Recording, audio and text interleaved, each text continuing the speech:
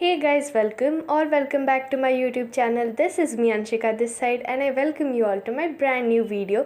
So this video is going to be a compilation preparation vlog of two examinations which is my English and economics examinations. तो देखते हैं कि मैंने कैसे prepare किया और कैसा गया एग्ज़ाम मेरा. So let's see all of these things in this video and without any further delay, let's get started with today's video. Okay, so इस वीडियो की शुरुआत होती है at around 5 PM जब मैंने पढ़ना स्टार्ट किया था एंड ये जो क्लिप है वो 11th ऑफ सितंबर की है एंड ऑनेस्टली मुझे अब उतने अच्छे से याद नहीं है कि मैंने कैसे कैसे प्रिपरेशन की थी, बट मैं ओवरव्यू बता दूंगी कि कैसे कैसे मैंने प्रिपरेशन की थी. मतलब एक डिटेल्ड वाइज मुझे चैप्टर नहीं याद है कि मैंने किस चैप्टर के बाद में कौन सा चैप्टर किया था, बट हाँ मैं बता दूंगी कि कैसे मैंने प्रिपेयर किया है. तो सबसे पहले ना मैं कर रही थी ये जर्नी टू द एंड वाला चैप्टर, क्योंकि इसको स्टार्ट करने से पहले मैंने एक वीडियो देखी यूट्यूब पे. उसमें बताया जा रहा था ना कि जो लेंदी चैप्टर्स होते हैं ना उसमें से बड़े बड़े क्वेश्चंस आने के चांसेस रहते हैं. तो मैंने वही सोच के सबसे ज़्यादा लेंदी वाले क्वेश्चंस को अटेम्प्ट करने के चक्कर में इसको मैंने सबसे पहले पढ़ना स्टार्ट किया. तो और इसको मैं पढ़ रही थी एंड यहाँ पे मतलब ये चैप्टर लेंदी था, मतलब सही में 40 to 50 मिनट्स का ये चैप्टर था, ठीक है. और मैंने इसे 6 बजे तक अराउंड कंप्लीट कर लिया था, 6 या 6:30 बजे तक कंप्लीट कर लिया था. एंड उसके बाद में मैं एक ब्रेक ली और उसके बाद में मैं मतलब ऐसे ही घूम के आई और उसके बाद में मैंने फिर से पढ़ना स्टार्ट किया था. तो मैं बता दूं कि ऐसा कुछ भी नहीं होता है. वो जो मैंने वीडियो देखी थी वो बिल्कुल झूठी थी. ऐसा कुछ भी नहीं हुआ मेरे एग्ज़ाम में, तो ऐसा कुछ हुआ ही नहीं और कोई भी ऐसा क्वेश्चंस आया ही नहीं इस चैप्टर से. तो मैंने जितने भी चैप्टर लंबे वाले देख के गई मैं, वो सारे चैप्टर का कुछ भी नहीं हुआ. मतलब मैं फालतू के देख के चली गई इतने लंबे लंबे चैप्टर, और मेरे पास में टाइम भी नहीं था क्योंकि अगले दिन ही मतलब 12 ऑफ सितंबर को मेरा एग्ज़ाम था. एंड उसके पहले मैं 5 बजे से पढ़ रही थी क्योंकि मैंने ना बहुत ज़्यादा लाइटली ले लिया था इस सब्जेक्ट को. और मतलब मुझे लगा कि चलो यार इंग्लिश है, समरी वीडियोज़ देख के चले जाएंगे, बट फिर मैंने सोचा कि नहीं डिटेल्ड वाले देख लेते हैं. पता नहीं मेरे दिमाग में क्या ही आ रहा था उस टाइम पर, मतलब मैं बहुत ज़्यादा कन्फ्यूज़ थी. बट सबसे पहले मैंने ये वाला चैप्टर किया हुआ था. ऑल्दो मुझे सारे चैप्टर्स का पता है कि कौन चीज़ क्या है, समरी ओवरव्यू तो सब चैप्टर का पता है, बट एक दो चैप्टर्स ऐसे थे कि जो मुझे एकदम नहीं पता था. तो यहाँ पे उसके बाद में मैं जब घूम के आई उसके बाद में मैंने माइंड फ्रेश जब मेरा हो गया उसके बाद में मैंने कीपिंग क्वाइट वाला एक पोएम जो है वो वाला मैंने रिवाइज़ किया. एंड यहाँ पे मैं CBSE गाइडेंस के लेक्चर से कर रही थी इसे. इसको कंप्लीट करने के बाद में मैंने सबसे बड़ी अपनी गलती की है, क्योंकि मैंने 1 घंटे भी नहीं, 1 घंटे 11 मिनट की वीडियो देखी है सिर्फ एक चैप्टर को कंप्लीट करने के लिए. क्योंकि मेरे प्रिपरेशन को स्टार्ट करने से पहले मुझे एक वीडियो दिख गई थी जैसा कि मैंने आपको बताया था, और उसमें बताया जा रहा था कि मतलब लंबे लंबे चैप्टर से ही क्वेश्चन आने की मतलब ऐसा चांसेस रहते हैं. तो इस वजह से मैं उसी में कंफ्यूज रह गई और मैंने सबसे ज़्यादा अपना टाइम वेस्ट इन्हीं सब चैप्टर्स पे कर दिया. एंड उसके बाद भी मतलब मैंने बहुत कम चैप्टर्स को कंप्लीट किया था. तो फिर उसके बाद में सुबह में मैं जब उठी तो इतनी ज़्यादा मतलब मैं क्रैमिंग कर रही थी एग्ज़ाम के लिए और मैं बहुत ज़्यादा नर्वस हो रही थी. तो इसके वजह से मतलब मैं फिर उसके बाद में जल्दी से सारा अपना मैंने सिलेबस कंप्लीट किया और एनिमेटेड वीडियोस जो हमारे सेवियर है भाई उनसे मैंने सारा का सारा कंप्लीट किया सिलेबस. एंड उसके बाद मैं चली गई और कुछ जो मतलब पोएम वगैरह था तो मैंने उसे बस में देख लिया था. उसके बाद में फिर मैं गई एग्ज़ाम देने के लिए एंड वहाँ पे एग्ज़ाम आए थे, बट एक दो क्वेश्चंस में मुझे थोड़ा सा डाउट है कि मैंने अच्छे से लिखा है या नहीं लिखा है. तो ओवरऑल मेरा एग्ज़ाम अच्छा हुआ. एंड मतलब जो मैंने सोचा था कि मतलब इस चैप्टर से क्वेश्चन आएंगे उस चैप्टर से तो बिल्कुल भी नहीं आए. तो मैं आपको यही सजेस्ट करूँगी कि सारे चैप्टर्स देख डालना, बट ये वाला मत करना जो मैंने गलती की थी कि मतलब लंबे चैप्टर से ज़्यादा क्वेश्चंस आने के चांसेस रहते हैं. तो ये पक्का मत करना. ओके, सो ये क्लिप है इंग्लिश के पेपर के बाद में मतलब 13 ऑफ सितंबर की. एंड यहाँ पे मुझे सबसे पहले भूख लग गई थी, तो मैं अपने इकोनॉमिक्स के प्रिपरेशन स्टार्ट करने से पहले मैं पूरा अपना बिस्किट ख़त्म कर रही थी और उसके बाद फिर मैंने पढ़ना स्टार्ट किया था. सो यहाँ पे मैं सबसे पहले तो मैं बताती हूँ कि 12 ऑफ सितंबर को जब मैं आई ना तो मेरा पढ़ने का बिल्कुल भी मन नहीं कर रहा था, बट फिर भी मैंने सोचा कि सर्कुलर फ्लो ऑफ इनकम वाला चैप्टर कंप्लीट कर लेते हैं. तो वो तो मैंने 12 के रात में ही कंप्लीट कर लिया था, 12 सितंबर के रात में. एंड फिर 13 सितंबर को फिर मैंने पढ़ना स्टार्ट किया और यहाँ पर मैं सेकेंड चैप्टर कर रही थी. और सबसे पहले तो मैं बिस्किट खा रही थी भाई, क्योंकि बहुत ज़्यादा मतलब बहुत भूख लगी हुई थी, तो मेरा पढ़ने में मन ही नहीं लग रहा था। तो सबसे पहले मैंने बिस्किट को फिनिश किया एंड उसके बाद में फिर मैं पढ़ना स्टार्ट किया। एंड यहाँ पे फिर वही सिटीजनशिप, रेसिडेंटशिप, नॉर्मल रेसिडेंट, ये सब वाले टॉपिक को मैं सबसे पहले कर रही थी। एंड यस, इस क्लिप के पहले ना मैंने determination of income and employment मतलब पूरा का पूरा यूनिट का एक 1 शॉट वीडियो देखा था।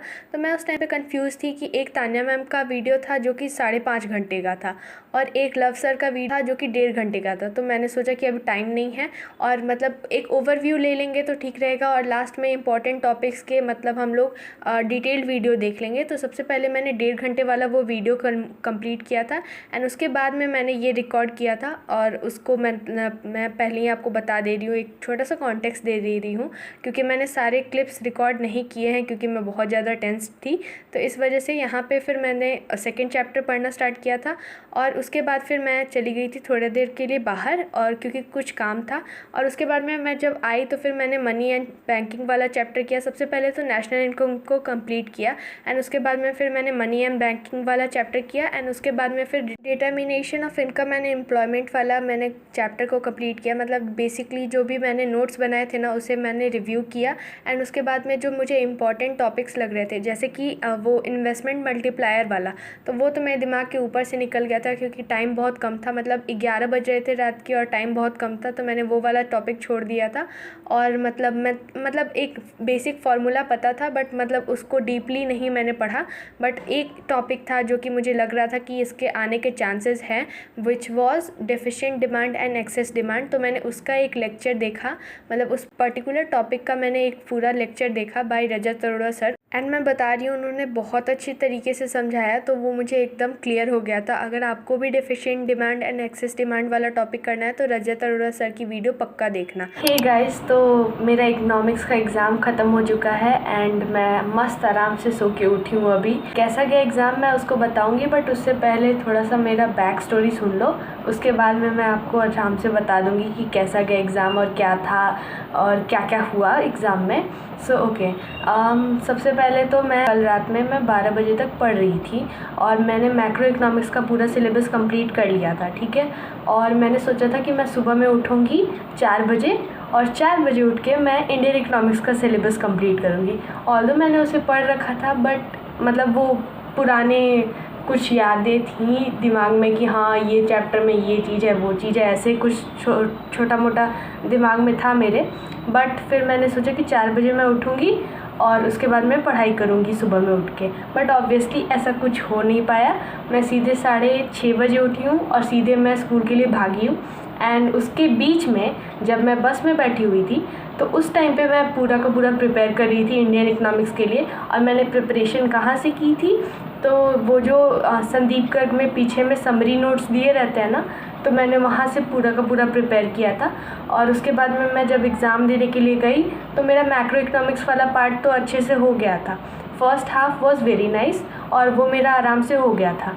बट उसके बाद में सेकेंड हाफ, उसमें मैंने बहुत दिमाग ख़राब किया है अपना, क्योंकि मतलब वो ऐसा हुआ ना कि मतलब मैंने एक बार क्वेश्चन पेपर रीड किया तो मुझे लगा कि एग्ज़ाम हो जाएगा, अच्छे से हो जाएगा।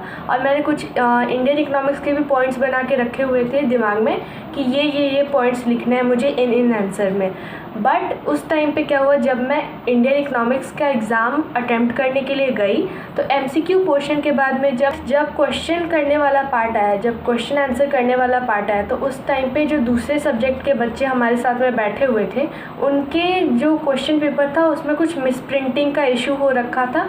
तो इसके वजह से उनकी मैम आई हुई थी और वो लोग अपना डाउट सॉल्व कर रहे थे। तो वो लोग अपने डाउट पूछे जा रहे हैं, बात हुई जा रही है। तो इसके वजह से बहुत ज़्यादा डिस्ट्रैक्शन हो गई और जितना मैंने प्रिपेयर किया था मैं सारा पॉइंट्स भूल गई। तो मैंने क्या इंडियन इकोनॉमिक्स के पेपर में लास्ट में थ्योरी पोर्शन में मैंने लिखा है, I have no clue about that. But फिर भी ठीक था पेपर, बट इससे अच्छा मैं प्रेजेंट कर सकती थी और मतलब मैं अच्छे पॉइंट्स और भी बना सकती थी। मेरे दिमाग में उस टाइम पे कुछ भी नहीं चल रहा था, मेरा दिमाग ब्लैंक हो गया था, एकदम डिस्ट्रैक्टेड हो गया था। तो इसके वजह से थोड़ा सा दिक्कत हुआ। बट इंडियन इकोनॉमिक्स का पेपर उतना अच्छा नहीं था, बट स्टिल मैंने लिखा है। बट एक होता है ना कि अपने से सेल्फ सेटिस्फैक्शन नहीं है, तो वो चीज़ है। बट ओवरऑल पेपर अच्छा था, पेपर मुश्किल नहीं था मेरे हिसाब से।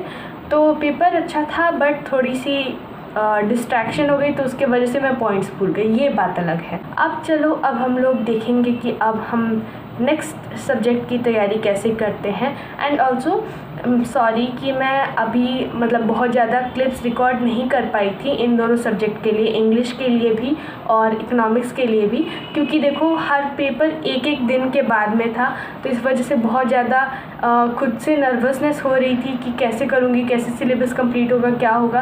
तो इसके वजह से मैं कम रिकॉर्ड कर रही थी, बट मैंने सोचा कि आपको एक अच्छे से डिस्क्रिप्टिव वे में बता दूं कि मैंने कैसे कैसे क्या किया और एग्ज़ाम का रिव्यू दे दूं। That's it for today's video, and if you like this video, then make sure to like, comment, share and subscribe to my YouTube channel, because it motivates me a lot for making such type of videos for you all, and I would love to see your comments on this video. So yeah, thanks for watching.